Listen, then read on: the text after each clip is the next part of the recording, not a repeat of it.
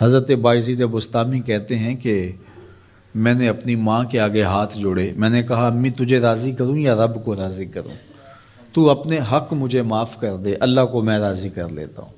ماں نے کہا جاؤ پتر میں اجازت دیتی ہوں۔ گئے جنگلوں میں ذکر و فکر میں لگے رہے، تنہائی میں اس کو یاد کرتے رہے، دن رات ذکر کے چراغ روشن رکھے۔ 12 سال گزر گئے حق کی تلاش میں۔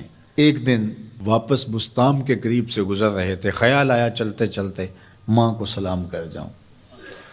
دروازے کو دستک دینے لگے تو اس خیال نے ہاتھ روک لیا کہ ساری زندگی ماں کو سکھ تو دیا کوئی نہیں، اب دکھ بھی کیوں دینے لگے ہو؟ رات کا ایک پہر بیت گیا ہے، سردیوں کی لمبی رات ہے، ماں بستر میں لیٹی ہوگی، تیرے لیے اٹھے گی، دروازہ کھولے گی۔ دروازے کے ساتھ ہی لگ کے بیٹھ گئے اور ساری رات کاٹ دی، اس خیال سے کہ ماں کو تکلیف نہ ہو۔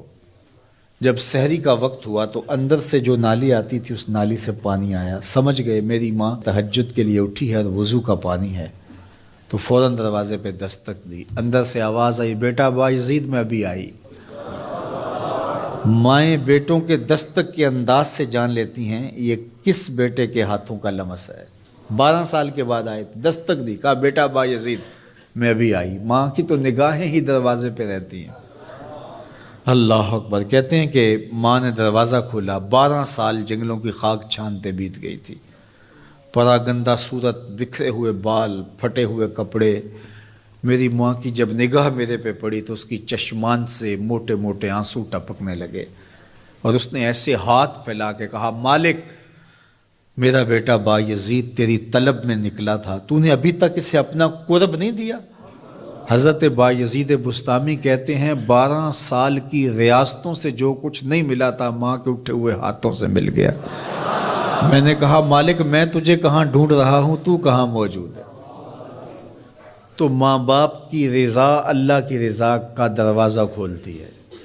جن لوگوں کے ماں باپ ناراض ہیں اور وہ جا کے پیر صاحب کی خدمت کرتے ہیں، اور میاں ماں کے قدم چومو، باپ کی ٹانگیں دباؤ، ان کی خدمت کرو، تمہارے پہلے مرشد وہ ہیں، ان کو راضی کرو، پھر کسی شیخ کامل کی صحبت میں آنا، دیکھو کیسے دل کی بند کھڑکیاں کھلتی ہیں۔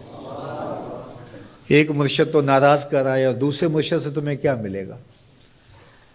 تو راستہ یہیں سے کھلے گا۔ والدین کو کبھی ناراض نہ کرو، والدین کو کبھی دکھ نہ دو، والدین کو کبھی تکلیف نہ پہنچاؤ، اور والدین کو بھی چاہیے کہ اپنی اولاد کو اپنا نافرمان نہ بنائے۔